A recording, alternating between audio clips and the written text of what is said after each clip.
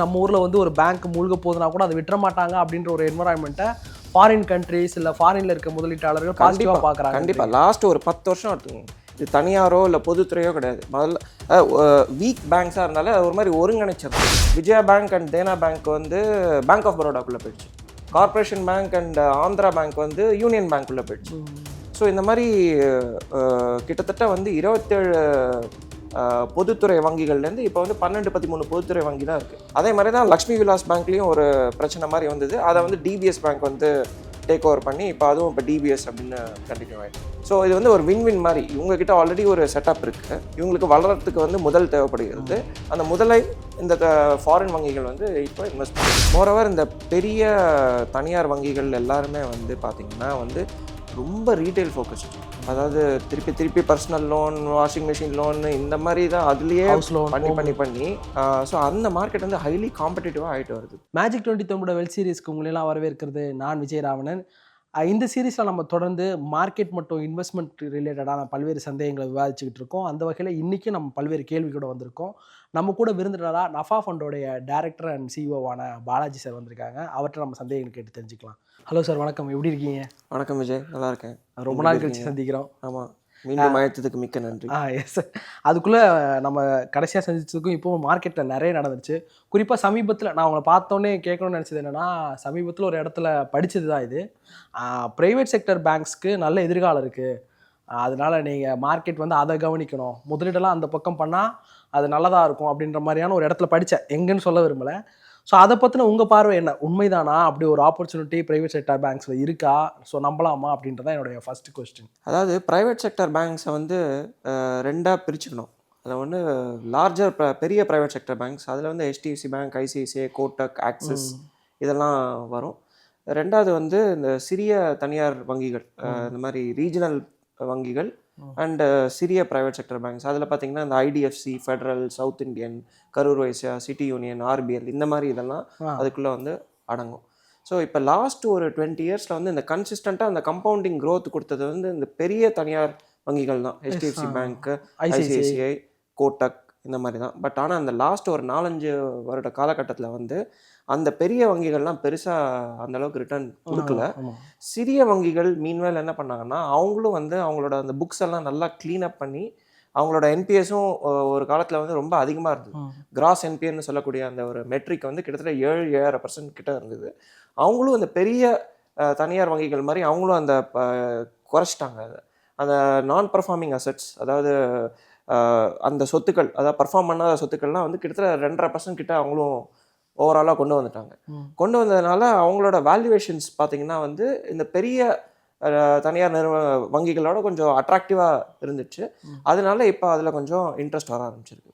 Moreover வந்து sir படிக்கும்போது இந்த பேங்க்ஸ் நீங்கள் சொன்னீங்களா, அந்த small private sector small banks, அவங்க பக்கம் வெளிநாடுகள்லேருந்து முதலீடுகள் நிறைய வருது அப்படின்ற மாதிரியும் நம்ம செய்திகளில் பார்க்க முடியுது. ஸோ அதை பற்றின உங்கள் வியூஸ் என்ன? அதாவது எதுவுமே ஒதுக்கப்பட்ட ஒரு விஷயம் கிடையாதுங்கிறதுக்கு இது ஒரு பெரிய எடுத்துக்காட்டாக சொல்லலாம். இப்போது வேற ஒரு எடுத்துக்காட்டு சொல்கிறேன். இப்போ நேற்றுக்கு பார்த்தீங்கன்னா அஹமத் அல் ஷாரா அப்படின்னு ஒரு சிரிய நாட்டு பிரஜை, சிரியா, அவரை வந்து போன வருடம் வந்து யுனைடெட் ஸ்டேட்ஸ் வந்து அவர் தலைக்கு வந்து 90 கோடி ரூபா ரொக்க தொகையாக கொடுத்துருந்தாங்க. அவரை பற்றி ஏதாவது தகவல் சொன்னீங்கன்னா உங்களுக்கு 90 கோடி கிடைக்கும்னு அவங்க ஊர் FBI வந்து ரொக்க தொகையாக கொடுத்துருந்தாங்க.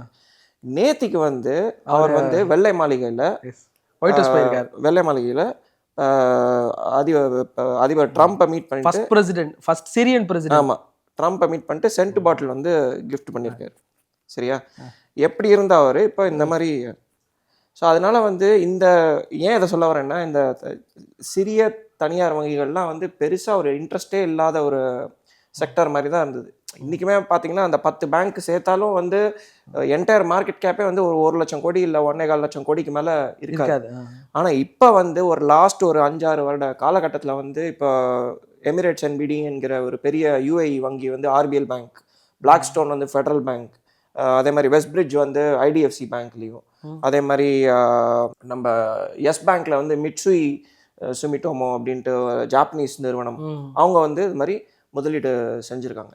இல்லை இந்த வங்கித்துறையில் வந்து முக்கியமான ஒரு விஷயம் வந்து நம்பிக்கை தான் வந்து ஒரு நாணயமாக அமைகிறது வங்கித்துறையில். ஆமா ஆமா. அது வந்து இந்தியாவில் அது ரொம்பவே இருக்குங்கிறத வந்து இவங்கெல்லாம் தெரிஞ்சுக்கிட்டாங்க.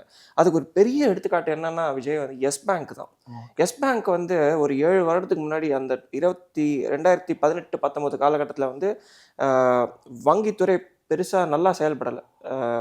பர்ஃபார்ம் பண்ணாத சொத்துக்கள் நிறைய அதிகரிச்சுட்டே வந்திருந்தது. அதே மாதிரி இந்த IL&FS இந்த DHFL கிரைசிஸில் வந்து எஸ் பேங்க்கும் அது உள்ளே போய் மாட்டின்ற ஒரு காலம் இருந்தது.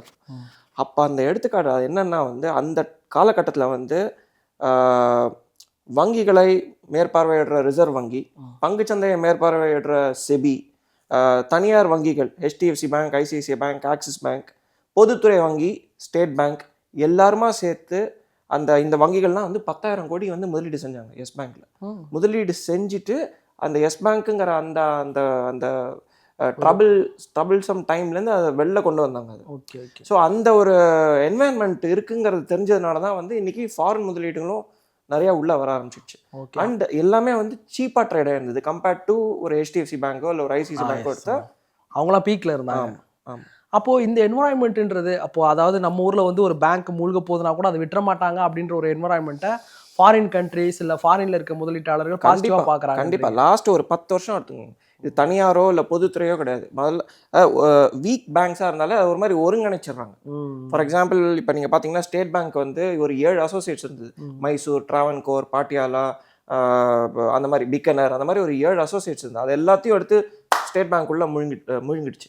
அதே மாதிரி நீங்க வந்து இந்த முழுங்கிடுச்சு இந்த சென்ஸ் எல்லாத்தையும் ஒருங்கிணைச்சு ஒரு பிராண்ட் ஆக்கிட்டாங்க. கரெக்ட், ஸ்டேட் பேங்க்னு ஆக்கிட்டாங்க. அதே மாதிரி அலகாபாத் பேங்க்னு ஒரு பேங்க் இருந்து அது இந்தியன் பேங்க் முழுங்கிடுச்சு. அது இன்கார்பரேட் பண்ணிட்டாங்க. சிண்டிகேட் பேங்க் வந்து கனரா பேங்க் உள்ள போயிடுச்சு. Vijaya bank and Dena bank வந்து பேங்க் ஆஃப் பரோடாக்குள்ள போயிடுச்சு. Corporation bank and Andhra bank வந்து யூனியன் பேங்க் உள்ள போயிடுச்சு. ஸோ இந்த மாதிரி கிட்டத்தட்ட வந்து 27 பொதுத்துறை வங்கிகள்லேருந்து இப்போ வந்து 12-13 பொதுத்துறை வங்கி தான் இருக்குது. அதெல்லாம் ரொம்ப ஸ்ட்ராங்காக இருக்குது அவங்க பேலன்ஸ் ஷீட்ஸ்லாம். அதே மாதிரி இப்போ இந்த தனியார் துறையிலையும் வந்து இப்போ பார்த்தீங்கன்னா இந்த நான் சொன்ன அந்த 8-10 பேங்க், இந்த south Indian, federal, Karur Vysya, city union, அப்புறம் நம்ம RBL, இந்த மாதிரி பேங்க்ஸ் ஒரு 10-12 பேங்க் இருக்கு இல்லையா, அவங்கக்கிட்ட மொத்தம் ஒரு 9,000 கிளைகள் இருக்கிறது. அதே மாதிரி ஒரு 9,000 ATMகள் இருக்கிறது. இதெல்லாம் வந்து இப்போ இவங்களெலாம் இன்னும் வளரணும் அப்படின்னா இவங்களுக்கு கேபிட்டல் இப்போ தேவைப்படுது. கேபிட்டல் தேவை. அதில் டிஜிட்டலைசேஷன் இன்னும் அதில் ஸ்பெண்ட் பண்ணோன்னா அதெல்லாம் தேவை. அந்த மாதிரி அந்த முதல் வந்து இந்த வெளிநாட்டு வங்கிகள் கிட்ட அது இருக்கிறதுனால அவங்கெல்லாம் வந்து இப்போ வந்து இன்வெஸ்ட் பண்ணுறாங்க. அதே மாதிரி தான் லக்ஷ்மி விலாஸ் பேங்க்லேயும் ஒரு பிரச்சனை மாதிரி வந்தது. அதை வந்து DBS பேங்க் வந்து டேக் ஓவர் பண்ணி இப்போ அதுவும் இப்போ DBS அப்படின்னு கண்டினியூ ஆகிட்டு இருக்கு. ஸோ இது வந்து ஒரு வின் மாதிரி. இவங்ககிட்ட ஆல்ரெடி ஒரு செட்டப் இருக்குது. இவங்களுக்கு வளர்கிறதுக்கு வந்து முதல் தேவைப்படுகிறது. அந்த முதலை இந்த ஃபாரின் வங்கிகள் வந்து இப்போ இன்வெஸ்ட் பண்ணுறாங்க. அதுதான் மெயின். இப்போ நீங்கள் சொன்னீங்க இல்லையா ஃபாரின் கம்பெனிஸ் வந்து பாசிட்டிவாக இருக்காங்க அப்படின்னு சில பேங்க் லிஸ்ட்டு சொன்னீங்க. நான் திரும்ப ரிப்பீட் பண்ண வேணாம்னு நினைக்கிறேன். ஸோ அதை வந்து ரீட்டைல் இன்வெஸ்டர்ஸும் கவனிக்கலாமா? சரியாக இருக்குமா? இப்போ வந்து ரீட்டைல் இன்வெஸ்டர்ஸ் அதாவது எப்படின்னா வந்து இப்போ இவங்களோட மெட்ரிக்ஸ்லாம் பார்த்தீங்கன்னாலும் ரொம்ப ஒரு மாதிரி கிட்டத்தட்ட அந்த பெரிய வங்கிகளுக்கு நிகராக தான் வந்துட்டுருக்கு. ஆனால் வேல்யூவேஷன் வந்து இன்னும் சீப்பாக தான் இருக்குது. ஸோ அதனால் பார்க்குறதுனா பார்க்கலாம். ஒரு பாஸ்கெட் அப்ரோச்சாக பார்க்கலாம், இல்லை தனியாக அவங்களுக்கு பிடிச்சதை வந்து பார்க்கலாம். எப்படி வேணாலும் அது. சார், நான் ஃபஸ்ட்டு கேள்வி கேட்கும்போது நீங்கள் சொன்னீங்க இப்போ HDFC, ICICI மாதிரியான வங்கிகள்லாம் மிகப்பெரிய வங்கிகள். ஆனால் அவங்க ஒரு 2-3 வருஷமாக பெருசாக ரிட்டர்ன் கொடுக்காமலே இருக்காங்க. ஸ்டாக் மார்க்கெட்ஸில் பொறுத்தவரை என்னை விட உங்களுக்கு அதனால தெரியும். நீண்ட நாட்களாக ரிட்டர்னே கொடுக்காத ஒரு இடத்துல சடனாக ஒரு பூம் வரும்.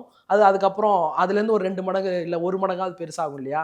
அப்போ 2-3 வருஷமாக இன்னும் ரிட்டர்னே கொடுக்காத இந்த பெரிய வங்கிகள் பக்கம் கவனத்தை செலுத்தினா என்ன? செலுத்துறதுல ஒன்றும் தப்பு கிடையாது. நம்ம அந்த போன எபிசோடில் பேசின மாதிரி தான். இப்போ வந்து ஒரு செக்டரில் வந்து கவனம் செலுத்துகிறோம் அப்படின்னா அந்த செக்டர் வந்து பங்கு சந்தைக்கு மேலே ரிட்டர்ன் தரக்கூடிய ஒரு நிலைமையில் இருக்கிறது அப்படின்ற ஒரு கணிப்பு இருந்ததுன்னா அந்த பர்டிகுலர் செட் ஆஃப் ஸ்டாக்ஸில் இன்வெஸ்ட் பண்ணுறதுங்கிறது வந்து ஒன்றும் தப்பு கிடையாது. ஆனால் அது வந்து நிஃப்டி மாதிரி தான் ரிட்டர்ன் கொடுக்கும், இல்லை BSE 200 லார்ஜ் கேப்ஸ் மாதிரி தான் ரிட்டர்ன் கொடுக்கும், அதை விட ஜாஸ்தியாக கொடுக்கறதுக்கு வாய்ப்புகள் கம்மி அப்படின்னு இருந்ததுன்னா அதுக்கு பேசாமல் இண்டெக்ஸ் ஃபண்டே வாங்கிட்டு போயிடலாம். தனியாக அதில் போய் இன்வெஸ்ட் பண்ணோங்கிறதுக்கு கிடையாது. மெயினாக ஆல்ரெடி பெருசாக இருக்காங்க, ஒரு லெவல் போய் சேச்சுரேட் ஆகிட்டாங்க அப்படின்னா வளர்றதுக்கான வாய்ப்புகள்ன்றது பெருசாக இல்லை. மோரோவர் இந்த பெரிய தனியார் வங்கிகள் எல்லாருமே வந்து பார்த்தீங்கன்னா வந்து ரொம்ப ரீட்டைல் ஃபோக்கஸ்ட். அதாவது திருப்பி திருப்பி personal loan, washing machine loan இந்த மாதிரி தான் அதுலேயே ஹவுஸ் லோன் பண்ணி ஸோ அந்த மார்க்கெட் வந்து ஹைலி காம்படிட்டிவாக ஆகிட்டு வருது. ஸோ அதில் வந்து அந்த நெட் இன்ட்ரெஸ்ட் மார்ஜின் குறையறதுக்கு உண்டான வாய்ப்புகள் ஜாஸ்தி. அதே மாதிரி காசா ரேஷியோ என்று சொல்கிற அந்த current account and savings account ratio இவங்க இந்த பெரிய தனியார் வங்கிகளுக்கு ஒரு காலத்தில் 44% வந்து காசா ரேஷியோ இருந்தது. 100 ரூபா டெபாசிட் வந்ததுன்னா அதில் 44 ரூபா வந்து காசால இருக்கும். இன்னைக்கு 100 ரூபா டெபாசிட் வந்ததுன்னா வெறும் 38 ரூபா தான் வந்து காசால இருக்கு.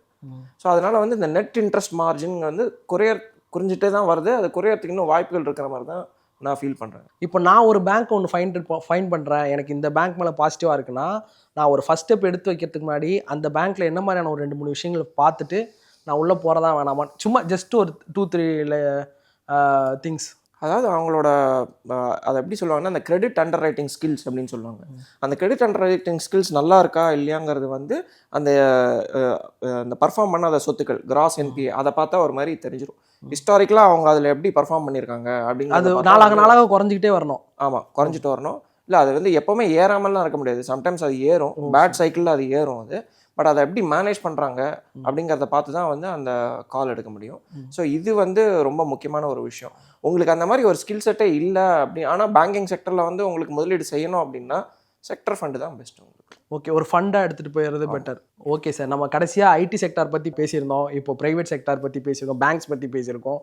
ஸோ இதில் என்ன மாதிரி மாற்றங்கள் நடக்குதுன்னு பார்த்து நான் அடுத்த செட் ஆஃப் கொஸ்டினோட வரேன். So thank you so much sir. Thank you Vijay.